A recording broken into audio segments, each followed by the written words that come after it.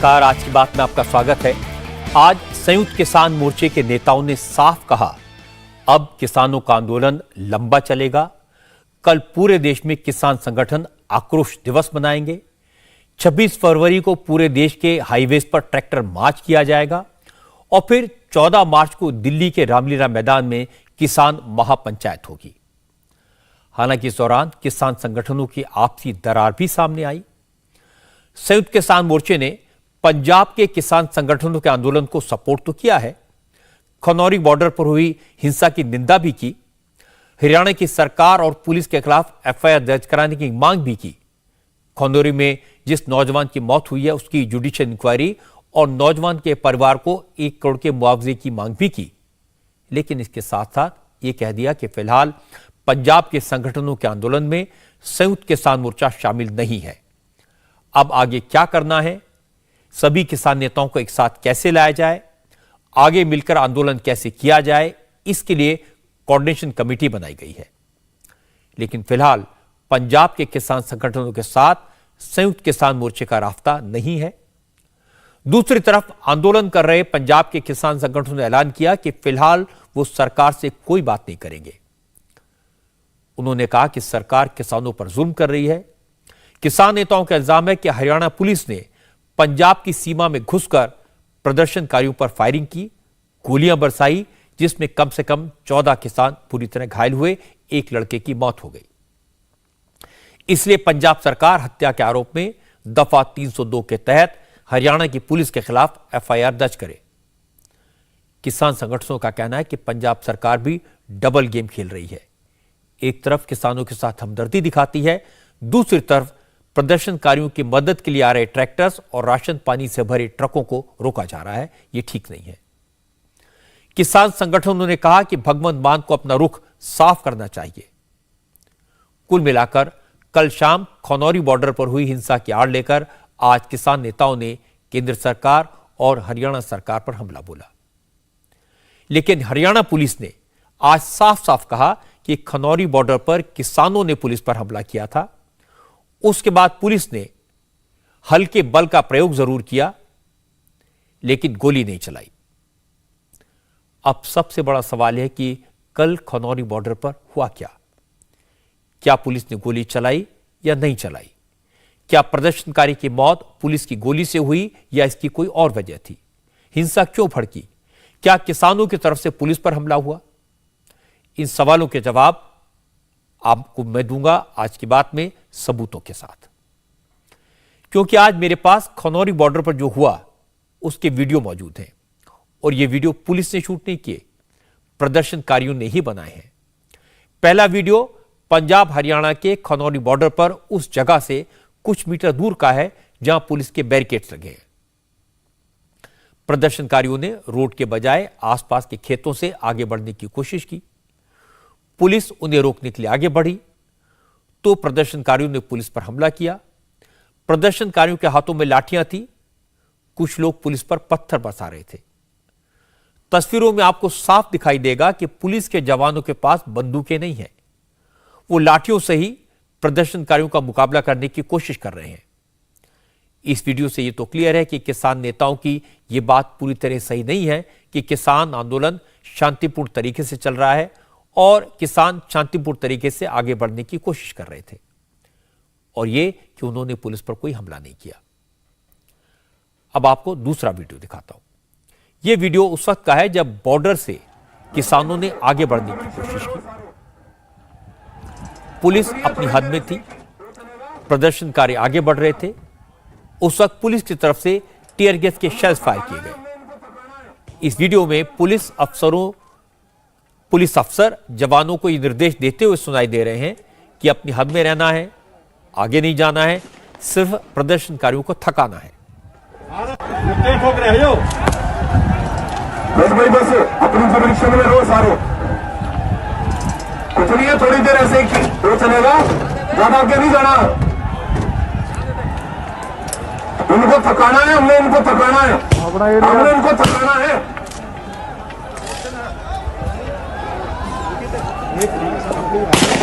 लेकिन उसी वक्त प्रदर्शनकारी क्या कर रहे थे, अब यह भी देख लीजिए।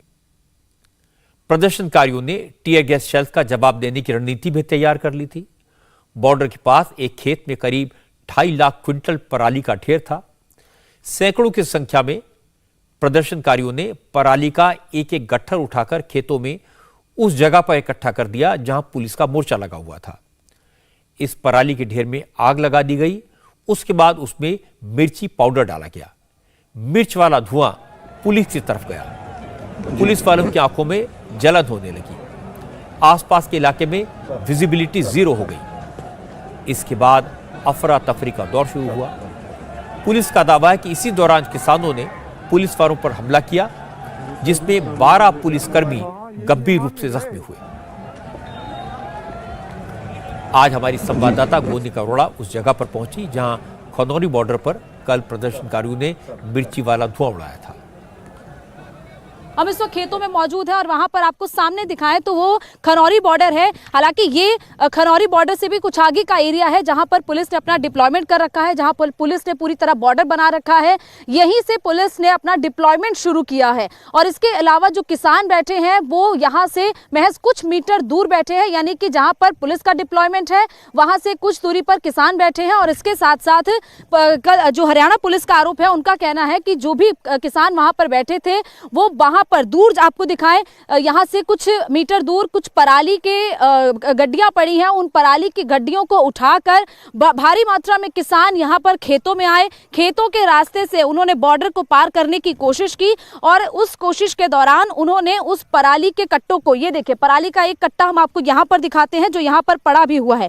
यहाँ पर देखिए ये पराली का वो कट्टा है और इस तरीके के पराली के कई कट्टों को वहां से उठाकर लाए। हजारों की संख्या में किसान थे और ये पराली के कट्टे फिर यहाँ पर जलाए गए। ये देखिए उसका ढेर आप देख रहे हैं, जगह जगह पर आपको इसके ढेर दिखाई देंगे। इन पराली के कट्टों को जलाया गया। इन पराली के कट्टों पर पहले पानी डाला गया, उसके बाद उनको जलाया गया, फिर मिर्ची पाउडर उस पर डाला गया।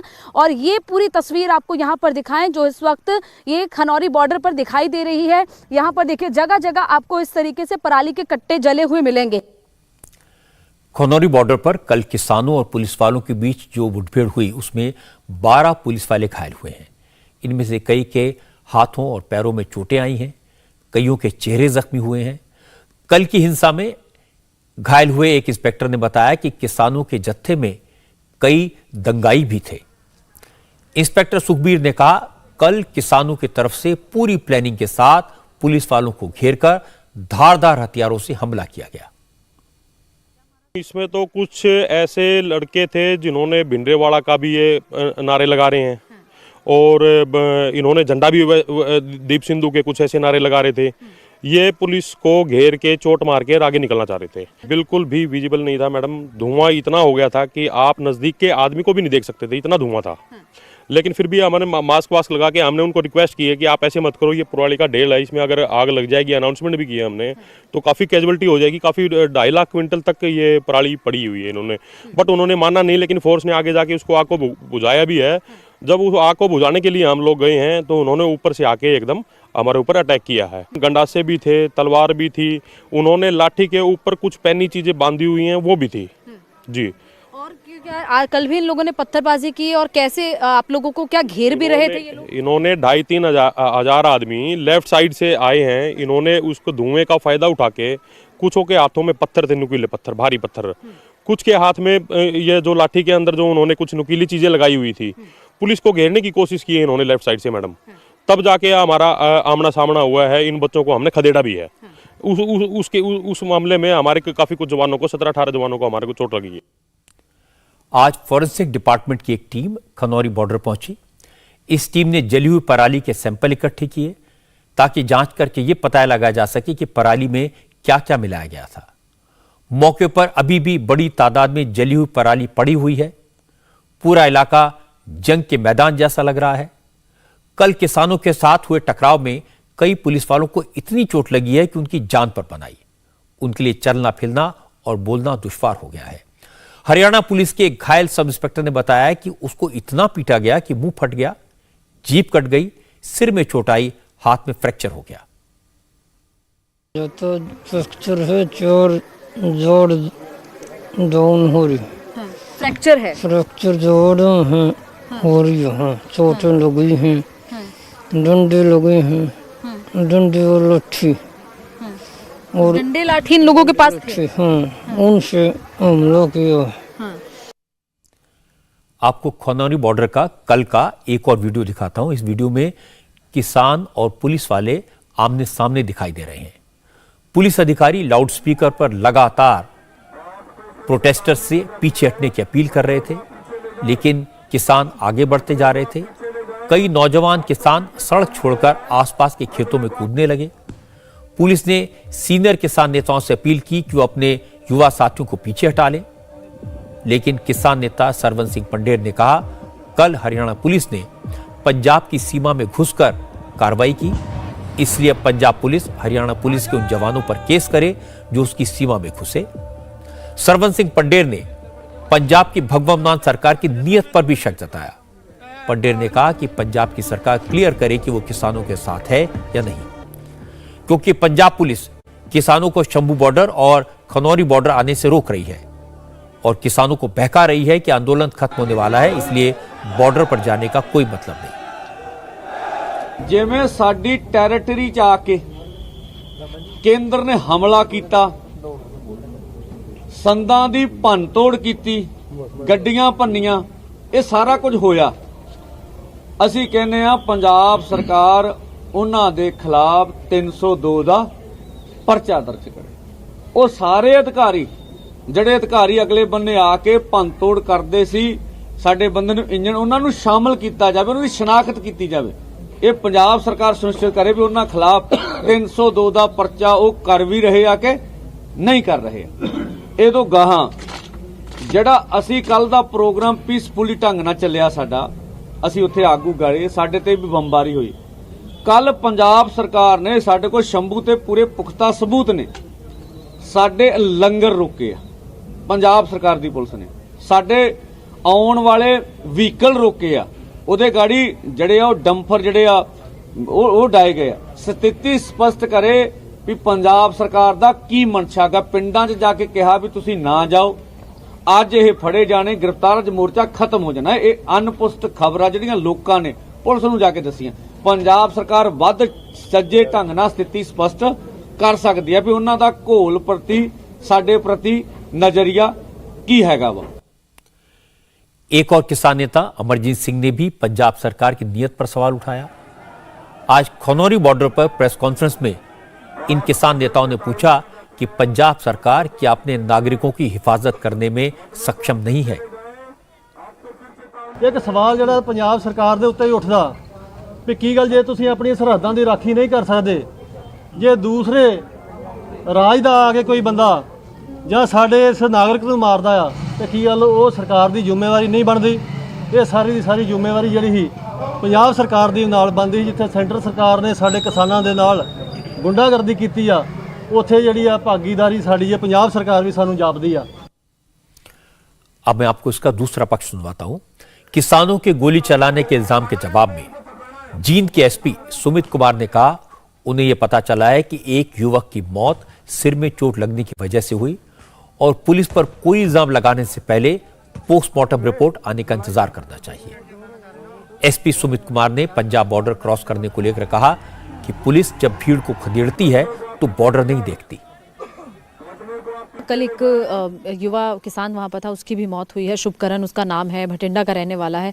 उसको लेकर आरोप लग रहे हैं कि पुलिस ने फायरिंग किया है और उसकी वजह से उसकी जान गई है। ये आरोप किसान नेताओं की तरफ से और जो भी किसान प्रदर्शन करने के लिए बैठे हैं उनकी तरफ से लगाए जा रहे हैं। पंजाब सरकार तक ये आरोप लगा रही है।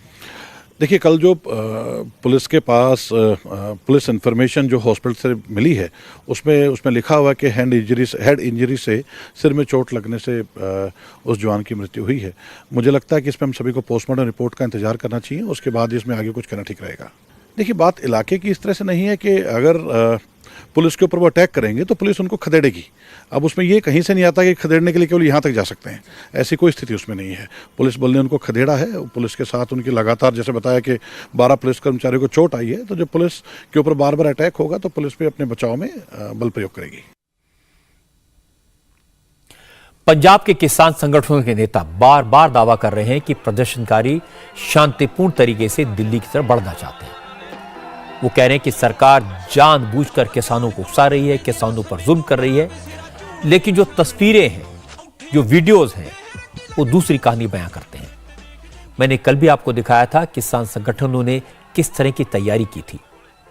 उससे लगता था जैसे वो टकराव की, जंग की तैयारी करके आए हैं।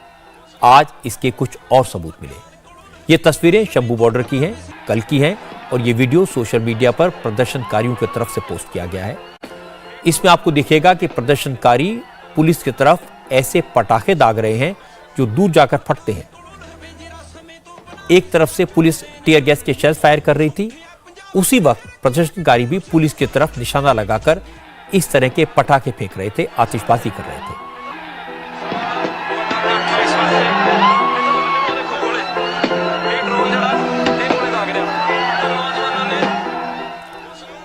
हालांकि शंभू बॉर्डर पर डटे किसानों ने आज हमारे संवाददाता मनीष प्रसाद से कहा कि पुलिस प्रदर्शनकारियों के खिलाफ झूठे इल्जाम लगा रही है। एक किसान ने कहा कि किसान नेताओं ने नौजवानों को बैरिकेड से आगे जाने से रोक दिया था, कोई आगे नहीं बढ़ रहा था, इसके बाद भी पुलिस ने ताकत का इस्तेमाल किया। देखिए, हम जो संघर्ष कर रहे हैं वो शांति के लिए ही हम बैठे हैं। शुरू से कह रहे हैं कि हम शांतिपूर्वक लड़ेंगे। सरकार कर रही है जबर, हम बैठे हैं सब्र से। सरकार ने अपना पूरा जबर दिखा रही है, हमारे ऊपर गोलियां, आंसू गैस के गोले, लेकिन हम कोई हथियारबंद नहीं है। हम निहत्थे लड़ रहे हैं, शांतिपूर्वक लड़ रहे हैं। ये कोई आर पार की लड़ाई नहीं है कि हम भी हथियारबंद हैं। सरकार तो अपना जबर कर रही है, हम सब्र से बैठे हैं। देखिए, ये शांतिपूर्वक लड़ाई होगी हमारी, तब तक नहीं जाएंगे जब तक जीतेंगे नहीं। तैयारी पूरी आप देख ही रहे हैं। लाखों लोग 12 के बाद हर रोज डेली इकट्ठा हो रहे हैं। ठीक है, कल हमारा मूव था कल आगे बढ़ने का शांतिपूर्वक। बिल्कुल, ये झूठ बोल रहे हैं जो हमको गुमराह रहे हैं। जो पहले दिन से 2 दिन में हमने जो लड़कों को देखते थे कि बोलते थे कि हमने आगे जाना, हम रास्ता मांग रहे थे, तो किसी भी लड़के ने कोई बातू बात नहीं की। और किसी ने हम सब जब 2 दिन के बाद, तीसरे दिन की बात है, 2 दिन के बाद जब बात हुई, जब हमने लड़कों को रोका, हमने आगे होकर रोका, पर नहीं आगे नहीं हमने जाना। उन्होंने बैरिकेड से आगे जाने की किसी ने भी कोई कोशिश नहीं की और बिल्कुल शांतिपूर्वक जड़ा अपना समा जड़ा व्यतीत कर रहे हैं। आज भी वैसे तरह है, कल भी ऐसे ही हम पहली तरफ हमारे लीडर लोग आगे गए थे तो वो रफलें दिखाते थे भी इसके आगे नहीं आए। पुलिस अफसरों ने बार बार यह बात कही है कि प्रदर्शनकारी गंडासे और तलवारें लेकर आए थे। उन्होंने लाठियों के आगे नुकीले हथियार लगाए हुए थे। मनीष प्रसाद ने किसान नेताओं से इस पर सवाल पूछे तो उन्होंने अपने हथियार दिखा दिए। कहा यह हमला करने के लिए नहीं बल्कि आत्मरक्षा के लिए, सेल्फ डिफेंस के लिए है। आंदोलनकारियों ने कहा पुलिस जिन चीजों को हथियार बता रही है वो उनके धार्मिक चिन्ह हैं, धर्म का हिस्सा है। वो कुछ बीच में कुछ बैठिए थे जो हमने 1-2 बार खुद पकड़े हैं। हमने कभी भी उन पर हमला नहीं किया, ना हम आगे करेंगे। हमारे जो प्रधान है उन्होंने बोला है कि तुमने जो वो अगर गोलियां भी चलाते हैं तो तुमने सतनाम भाई को सिमरन करना है, चुपचाप खड़े रहना, जब बैठ जाना है। इसको श्री साहब बोलते हैं जी। हम जो आदमी अमृत छकता है, जो गुरु का सिंह होता है वो पहनता है जी। आज से नहीं, ये 3 फुटा होता है और ये किसी को मारने के लिए नहीं, ये अपनी सेफ्टी के लिए होता है। और दूसरी बात, ये हमारे गुरु की पहचान है, इसे सिंह पहचाना जाता है। इसको नागनी बोलते हैं। ये बाबा बचित्र सिंह थे जो हमारे सिख धर्म के सूरमा थे। बचित्र सिंह ने ऐसी नागनी के साथ जो शराब पिया हाथी था उसको मारा था, इसको इसलिए नागनी बोलते हैं। ये हमारा पुरातन शास्त्र है। और ये ढाल है, ये इसको ढाल बोलते हैं। ये जब आगे से कोई वार करता है, मान लो कृपान से या किसी चीज से, और इससे रोकते हैं। ये हमारे पुरातन हथियार है। ये जैसे हमारे जो हरगोबिंद पातशाह 6वें गुरु थे और उनके ये घोड़े हैं, ये गुरु साहब के ऊपर चौर कर रहे हैं। ये हमारा जो निशान साहब है, जो झंडा है वो है। ये हमारे पुरातन शास्त्र है। इसे ये किसी को मारने के लिए नहीं, ये अपनी ढाल बचने के लिए। हमारी एक पहचान है, हमारे गुरु ने दिए है। इस शास्त्र को गलत मत समझो, ये हमारी रक्षा के लिए हमारे गुरु की निशानी के तौर पर हम रखते हैं, क्योंकि हमारे गुरु ने बोला था कि शास्त्र पहन के रखो, तैयार बर तैयार रखो। बड़ी बात यह कि ये प्रदर्शनकारी साफ साफ कह रहे हैं कि कुछ लोग बीच में घुस आए थे, उन्होंने गड़बड़ की। इसका मतलब गड़बड़ तो हुई। करने वाले प्रोटेस्टर थे या बाहर से आए हुए लोग थे, ये तय होना बाकी है। पंजाब हरियाणा बॉर्डर पर जो हो रहा है वो पंजाब के किसान संगठनों की कॉल पर हुआ है। इसमें संयुक्त किसान मोर्चा शामिल नहीं है, लेकिन कल हुई हिंसा के बाद आज संयुक्त किसान मोर्चा एक्टिव हुआ। चंडीगढ़ में 25 किसान संगठनों की मीटिंग हुई। मीटिंग में तय हुआ कि खनौरी बॉर्डर पर मारे गए किसान की याद में संयुक्त किसान मोर्चा कल पूरे देश में आक्रोश दिवस मनाएगा। फिर 26 फरवरी को हाईवे पर ट्रैक्टर प्रोटेस्ट होगा। इसके बाद 14 मार्च को दिल्ली के रामलीला मैदान में महापंचायत होगी। संयुक्त किसान मोर्चे ने ही 2020-21 में, आपको याद होगा, किसान आंदोलन की अगुवाई की थी। आज मीटिंग के बाद इस मोर्चे ने कल खनौरी बॉर्डर पर मारे गए नौजवान को 1 करोड़ का मुआवजा देने और कल हुई हिंसा की जुडिशियल इंक्वायरी कराने की मांग की। हालांकि जो संयुक्त किसान मोर्चा पंजाब के किसान संगठनों के साथ खड़े होने के लिए तैयार नहीं है, किसान संगठन शंभू बॉर्डर पर डटे हैं। उन्होंने संयुक्त किसान मोर्चे से साथ आने की अपील तो की है, लेकिन संयुक्त किसान मोर्चे का कहना है कि उन्होंने तालमेल के फिलहाल एक कमेटी बनाई है। संयुक्त किसान मोर्चा एक है, लेकिन जो लोग अलग आंदोलन कर रहे हैं वो एकजुटता को लेकर जवाब दें। ਇਹ ਇੰਡੀਪੈਂਡੈਂਟਲੀ ਸਾਡਾ ਅੰਦੋਲਨ ਚੱਲ ਰਿਹਾ, ਉਹਨਾਂ ਨਾਲ ਤਾਲਮੇਲ ਕਰਨ ਵਾਸਤੇ ਸਾਰੀਆਂ ਜਥੇਬੰਦੀਆਂ ਨਾਲ ਤਾਲਮੇਲ ਕਰਨ ਵਾਸਤੇ 6 ਮੈਂਬਰੀ ਕਮੇਟੀ ਬਣਾ ਕੇ ਨਹੀਂ ਇਹਦਾ ਮੂੰਹ 'ਚ ਨਾ ਪਾਓ। ਸਰ ਉਹਨਾਂ ਨੇ ਕਿਹਾ ਕਿ ਪੈਰਲਲ ਪ੍ਰੋਗਰਾਮ ਨਾ ਦੋ, ਆਓ ਨਾਲ ਰਲੋ ਔਰ ਆਗੇ ਕੰਮ। ਅਸੀਂ ਜੋ ਪ੍ਰੋਗਰਾਮ ਦੇਣਾ ਸੀ ਤੁਹਾਨੂੰ ਦੇ ਦਿੱਤਾ, ਕੋਈ ਕੀ ਕਹਿੰਦਾ ਉਹਨਾਂ ਨੂੰ ਪੁੱਛੋ, ਪਰ ਅਸੀਂ 6 ਮੈਂਬਰੀ ਕਮੇਟੀ ਬਣਾਤੀ ਜਿਹੜੀ ਅੱਗੇ ਗੱਲ ਕਰੂਗੀ। हम फार्मर्स आर यूनाइटेड है, हम सब लोग मुद्दा आधारित यूनिटी में है, इसलिए ये मुद्दा आधारित यूनिटी में जो आंदोलन हुआ उसका ऊपर दमन हुआ, सारे देश का किसान उसका साथ SKM इकट्ठा करके इसको खिलाफ। कल हरियाणा पंजाब बॉर्डर पर हिंसा के बाद किसान संगठनों ने आंदोलन 2 दिन के स्थगित तो कर दिया, लेकिन इसके बाद सियासत जबरदस्त हो रही है। राहुल गांधी ने मोदी सरकार पर किसानों की आवाज दबाने का इल्जाम लगाया।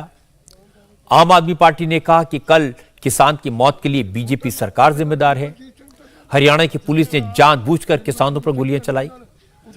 हालांकि पंजाब के किसान संगठनों ने आज पंजाब की भगवंत मान सरकार की नीयत पर भी सवाल उठाए, लेकिन पंजाब के फाइनेंस मिनिस्टर हरपाल चीमा ने कहा भगवंत मान की सरकार पूरी तरह किसानों के साथ है, किसान संगठनों की हर मांग पूरी की जाएगी। जो आंदोलन देश के किसानों ने भारतीय जनता पार्टी की मोदी सरकार के खिलाफ शुरू किया है, कल एक किसान भाई की हमारे की खनौरी बॉर्डर पे उसकी मृत्यु हो गई थी। सबसे पहले तो मैं उनके परिवार के साथ संवेदना प्रकट करता हूं। बिल्कुल वो पूरा का पूरा परिवार हमारे माननीय मुख्यमंत्री सर भगवंत सिंह मान जी लगातार उनके संपर्क में है।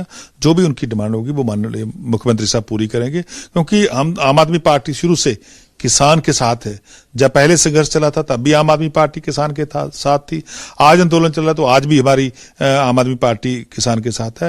हमारे माननीय कौमी कन्वीनर अरविंद केजरीवाल जी शुरू से किसान आंदोलन की हिमायत कर रहे हैं, क्योंकि जब किसान जिंदा रहेगा तो देश जिंदा रहेगा। तो मैं समझता हूं हम किसान के पहले भी साथ थे, आज भी हैं।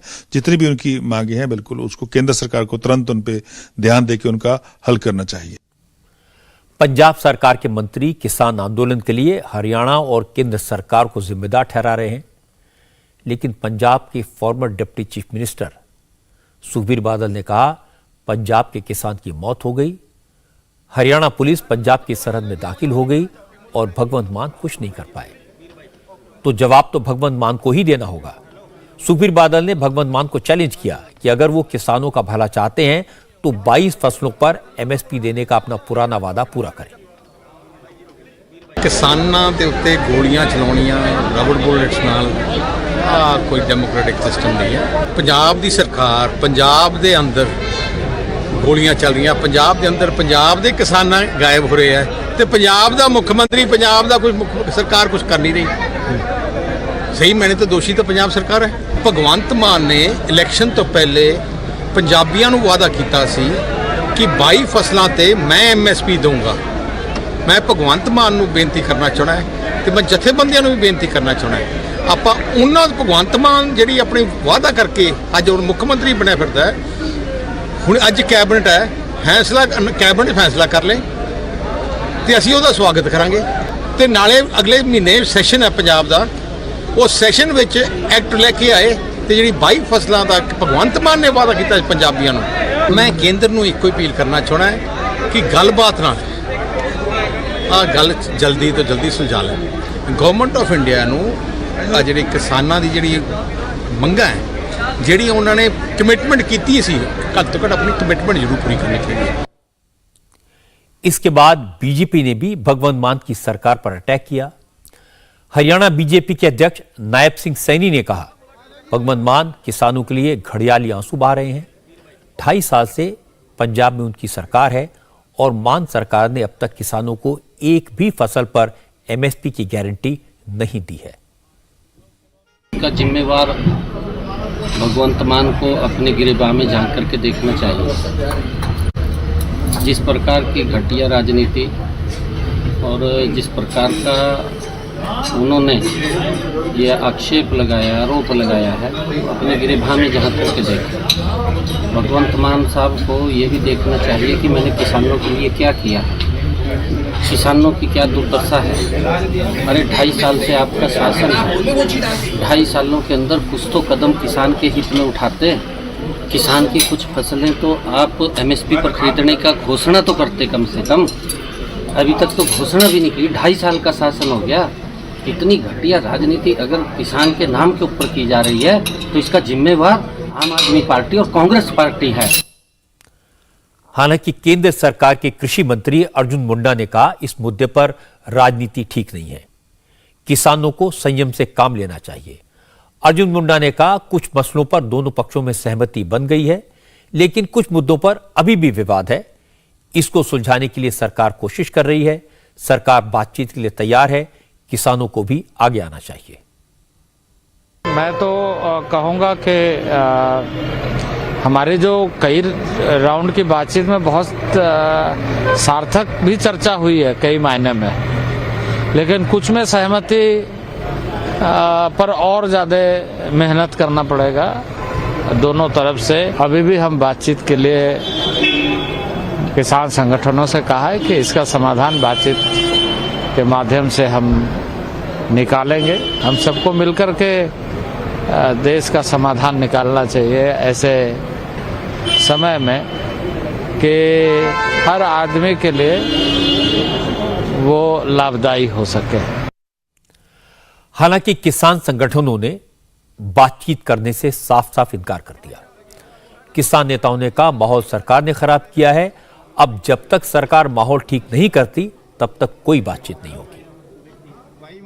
कल बातचीत का न्योता आया था, कल शाम को ही कि शाम को बातचीत होगी, लेकिन हमने उस न्योते को सिरे से नकार दिया। कारण ये है, देखिए, एक तरफ हमारे नौजवानों को गोलियां मारी जाए और दूसरी तरफ सरकार ये कहे कि हम बातचीत कर लेंगे। ऐसे माहौल में, ऐसे वातावरण में कोई बातचीत नहीं हो सकती।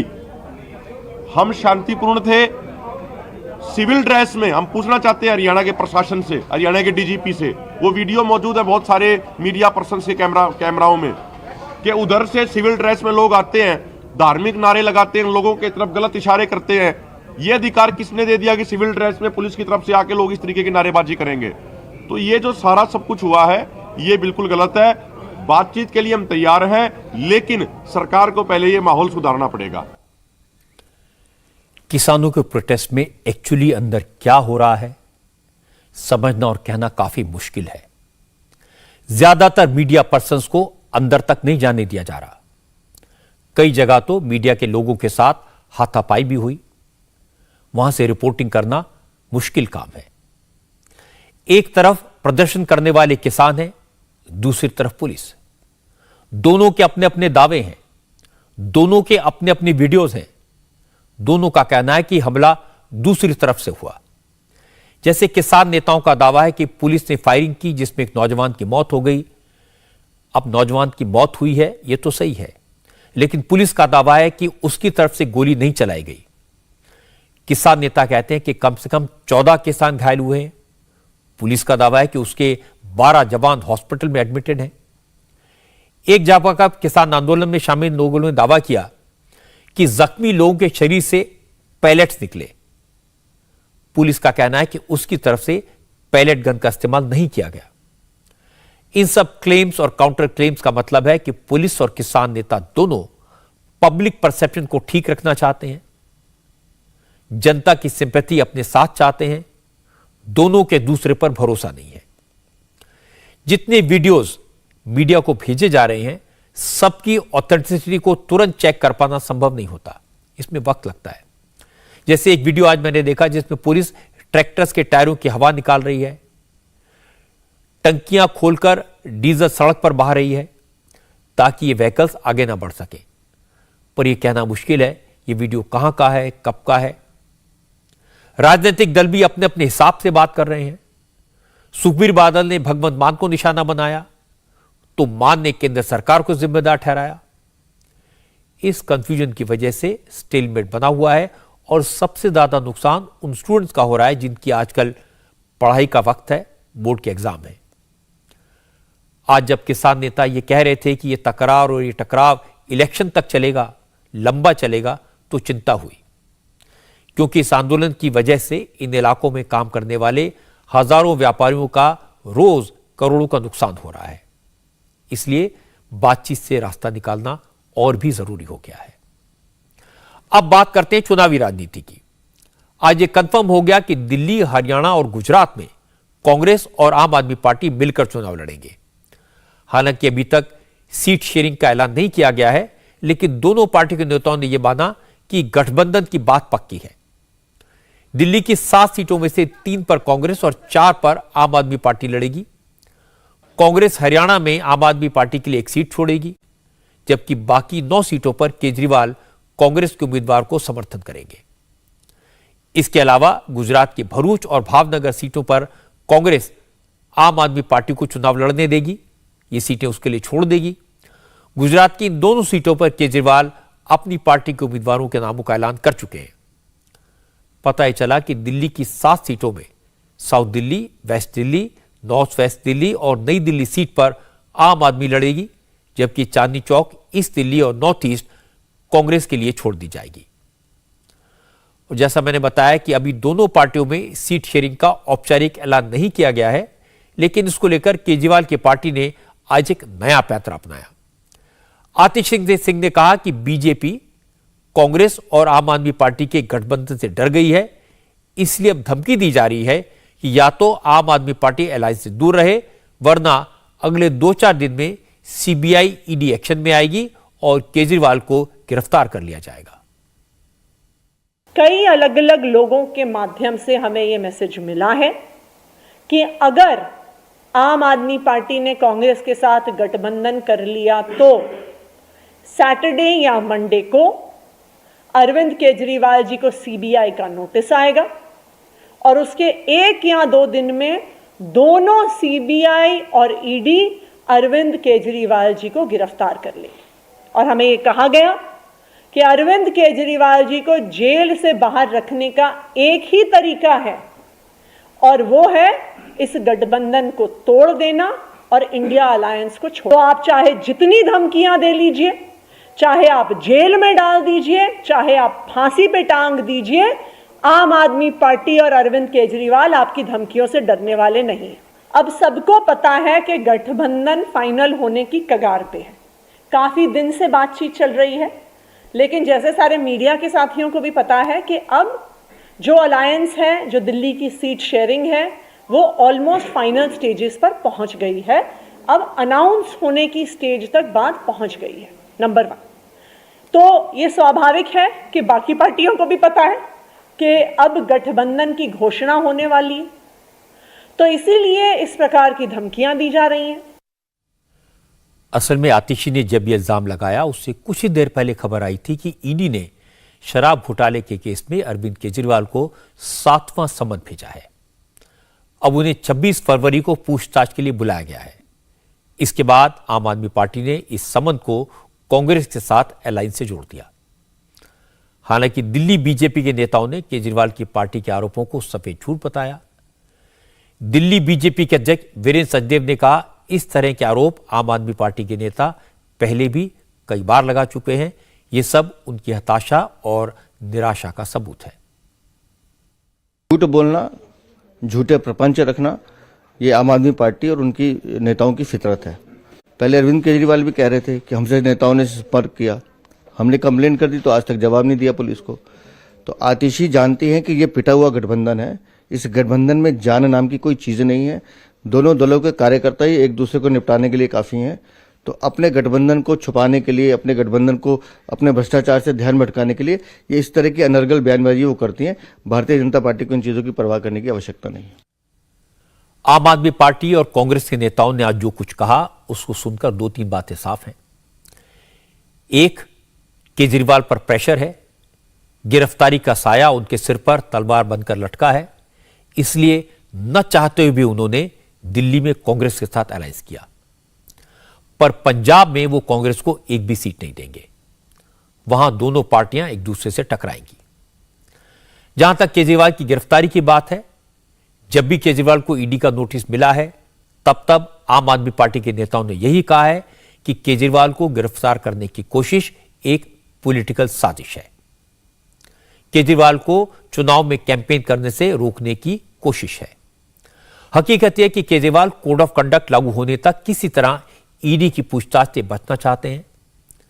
इसीलिए उन्होंने असेंबली का स्पेशल सेशन बुलाया, फिर कोर्ट में विधानसभा सत्र चलने की बात कहकर 16 मार्च तक का वक्त ले लिया। उन्हें उम्मीद थी कि जब तक मामला कोर्ट में है ईडी समन नहीं भेजेगी, लेकिन ईडी ने समन भेज दिया। अब अगर ईडी ने उन्हें गिरफ्तार किया, केजरीवाल को जेल जाना पड़ा, तो यही कहेंगे कि हमने कांग्रेस के साथ अलायंस किया, इसलिए हमें जेल में डाल दिया। आज बिहार में तेजस्वी यादव ने एक नया शिगुफा छोड़ा। जन विश्वास यात्रा पर निकले तेजस्वी यादव ने दावा किया कि नीतीश कुमार बिहार असेंबली को भंग करके लोकसभा के साथ विधानसभा का चुनाव भी कराना चाहते हैं। तेजस्वी ने कहा इसलिए बिहार में नई सरकार बनने के 1 महीने बाद भी मंत्रिमंडल का विस्तार नहीं हो पाया है। बीजेपी और जेडीयू के बीच अविश्वास की खाई बढ़ रही है और नीतीश असेंबली को भंग कर सकते हैं। तेजस्वी यादव ने नीतीश कुमार को सीधा चैलेंज किया कि अगर हिम्मत है तो विधानसभा भंग करें, लोकसभा के साथ बिहार का असेंबली इलेक्शन करा लें। बिहार के मुख्यमंत्री चाहते हैं कि बिहार के विधानसभा को भंग कर दे और साथ में लोकसभा और बिहार का विधानसभा चुनाव कराए। हम चुनौती देना चाहते हैं कि कराइए। अगर आपको चुनाव भी कराना है तो लोकसभा का भी कराओ, साथ साथ अगर होता है तो कराइए। आप लोग सब लोग तैयार नहीं है? हालांकि 5 साल सरकार चलना चाहिए, लेकिन बताइए 3 साल में 3 बार शपथ ले। अब उस तीसरा नंबर का पार्टी हो गया है तो चाहते हैं कि भंग कर दिया जाए जल्दी से जल्दी। हम तो कहना चाहते हैं अगर भंग हुआ, अगर बिहार विधानसभा भंग हुआ तो ना उनका खाता चलेगा ना बीजेपी का खाता चलेगा। तेजस्वी यादव के इस दावे को जेडीयू ने सिरे से खारिज कर दिया। जेडीयू के राज्यसभा सांसद संजय झा ने कहा बिहार में अभी इलेक्शन कराने का कोई सवाल ही नहीं उठता। संजय झा ने कहा कि अनुभव और उम्र में तेजस्वी नीतीश के सामने बच्चे हैं, इसलिए वो नीतीश के विजन पर सवाल न उठाएं तो बेहतर होगा, क्योंकि उनका विजन क्या है ये पूरा बिहार जानता है। अब नीतीश कुमार के पास क्या विजन है वो तो बिहार की जनता तय करेगी। उनके पास क्या विजन है नहीं है, उनका विजन है तभी वो लगातार चुनाव जीतते हुए बिहार के सबसे लंबे काल के मुख्यमंत्री बने और आज भी। और एक चीज़ मैं और स्पष्ट कर देना चाहता हूँ आपके माध्यम से कि जो ये विधानसभा 2025 तक सरकार चलेगी, कोई भी इलेक्शन नहीं होने वाला है। बिहार विधानसभा का चुनाव अपने समय पर हो। इसके बाद जेडीयू के एमएलए गोपाल मंडल सामने आए। उन्होंने बहुत इंटरेस्टिंग बात कही। उन्होंने कहा ऐसे कैसे विधानसभा भंग करके चुनाव करा देंगे? पिछली बार तो जीत गए, अगली बार जीतेंगे इसकी गारंटी है क्या? ये वही गोपाल मंडल हैं जो रिवॉल्वर लहराते हुए हॉस्पिटल में पहुंचे थे। इसके बाद उन्होंने ये भी कह दिया कि विधानसभा चुनाव तो अभी नहीं होगा, अभी लोकसभा चुनाव होने हैं और वो भागलपुर से इलेक्शन लड़ेंगे क्योंकि वहां का टिकट उनकी जेब में है। होबे नहीं करेगा एक साथ। हम चुनाव जीत के आए हैं, अभी चुनाव करा देगा तो हारेंगे जीतेंगे, कोई अथी करने वाला है? आप लोकसभा लड़िएगा? हमें हम लड़ेंगे। कहाँ से? भागलपुर से। सीट मिलेगा? सीटवा टिकटवा मेरे पॉकेटे में है। बीजेपी कह रही है कि शहनवाज हुसैन को आगे लाएंगे। कोई नहीं, आज शहनवाज बहुत जिता दिए उसको, अब नहीं, अब हम लड़ेंगे। नहीं मिला? पार्टी से लड़ेंगे? अरे मिलवे करेगा तो नहीं मिलेगा। अगर नहीं मिला तो क्या कीजिएगा?